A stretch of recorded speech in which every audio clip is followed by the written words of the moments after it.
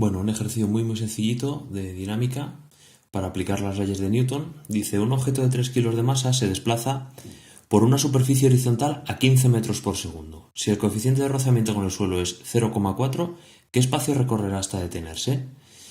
Lo primero que tenemos que hacer, como siempre, es dibujar todas las fuerzas que actúan sobre este cuerpo. Está el peso, que sería la fuerza de atracción gravitatoria que la Tierra ejerce sobre el cuerpo, que siempre va hacia el centro de la Tierra. Como el cuerpo está sobre una superficie sobre la cual ejerce una fuerza, esa superficie, por el principio de acción-reacción, la tercera ley de Newton, le devuelve la misma fuerza con el mismo valor, la misma dirección, pero sentido contrario.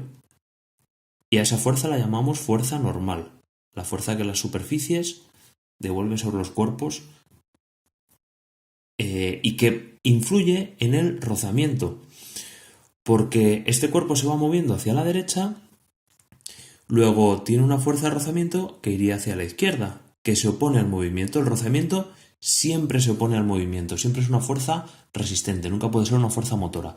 Cuanta mayor sea el valor de la normal, mayor será el valor de la fuerza de rozamiento, ¿vale? Hay veces que cometéis un error, que es poner una fuerza de 15 hacia la derecha. Este cuerpo no tiene ninguna fuerza que acelere al cuerpo en su movimiento hacia la derecha. Todas las fuerzas que tiene lo que va a hacer es ir frenándole. Lo que tiene es una inercia, una velocidad inicial, ¿vale? Pero las fuerzas que actúan, ninguna de ellas hará que el cuerpo se acelere. Luego no tengo que pintar ninguna fuerza hacia la derecha, ¿vale? Y ahora vamos a dividir, como siempre, el ejercicio en dos ejes. Primero vemos qué sucede en el eje de la X, que sería el eje perpendicular al movimiento, y observamos que el cuerpo no tiene movimiento en ese eje, ¿vale? Luego en ese eje el cuerpo está en reposo. Cuando un cuerpo está en reposo o en movimiento rectilíneo uniforme, se cumple la primera ley de Newton.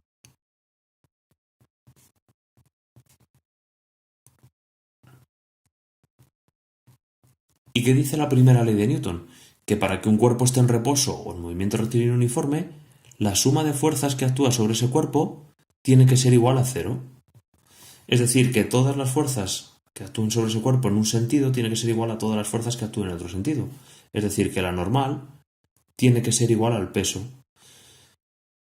Es decir, la normal igual a masa por gravedad, que es el valor del peso, ¿vale? 3 por 9,8, pues la normal valdrá 29,4 newtons. ¿Y para qué queremos saber la normal? Como os he dicho, la normal es proporcional al rozamiento. Cuanta más normal, más rozamiento. La fuerza de rozamiento que sufrirá este cuerpo será nu por la normal. 0,4 por 29,6. Y eso me queda una fuerza de rozamiento de 11,76 newtons. Vámonos al eje de las X. ¿Qué es lo que sucede en el eje X? En el eje X el cuerpo se va moviendo hacia la derecha, pero se va frenando por acción de la fuerza de rozamiento.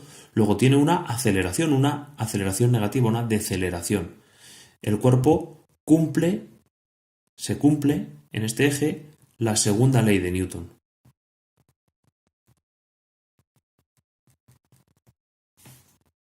La suma de fuerzas que actúa sobre ese cuerpo en ese eje provocan en él una aceleración que será proporcional a la fuerza, paso este aquí dividiendo, e inversamente proporcional a la masa. ¿Cómo desdoblamos este sumatorio de fuerzas? Pues pensamos lo siguiente: toda fuerza que favorezca el movimiento, ninguna, esto no es una fuerza, ¿vale? Ninguna, menos toda la que lo dificulte, menos la fuerza de rozamiento, igual a masa por aceleración.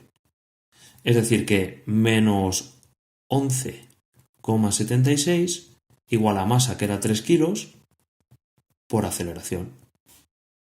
Esto me queda una aceleración de menos 3,92 metros por segundo al cuadrado.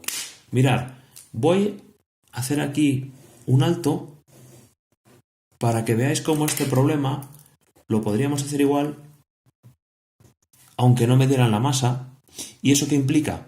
Que la deceleración que sufre un cuerpo, en este caso en el que no hay una fuerza externa, es independiente de la masa. Es decir, que si este cuerpo tuviera una masa de 3, de 5 o de 17 kilos, mientras el coeficiente de rozamiento sea el mismo y solo actúen estas fuerzas, la deceleración siempre me va a salir menos 3,92. Mirad, ¿qué hubiera pasado si aquí no hubiera utilizado el valor de masa? Que aquí habría puesto que la fuerza de rozamiento, lo voy a rehacer el problema sin masa en rojo, ¿vale? Habría puesto que la fuerza de rozamiento es nu por la normal, y la normal sería masa por gravedad.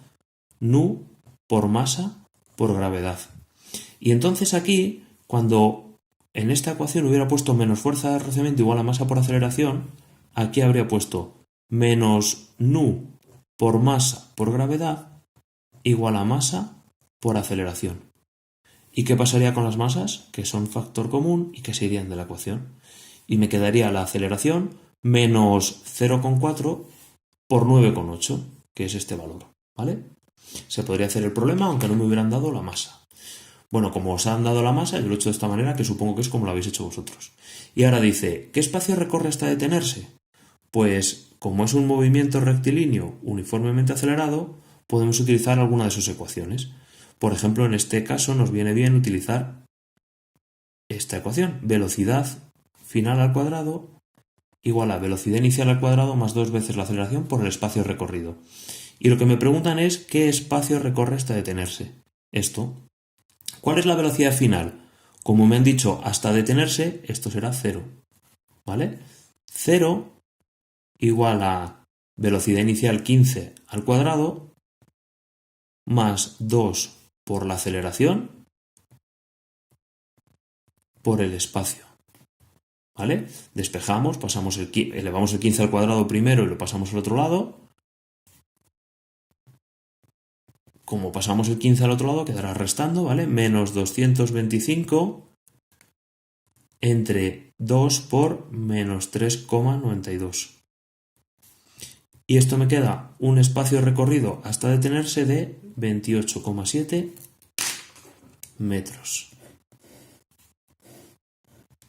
Y el problema estaría terminado, ¿vale?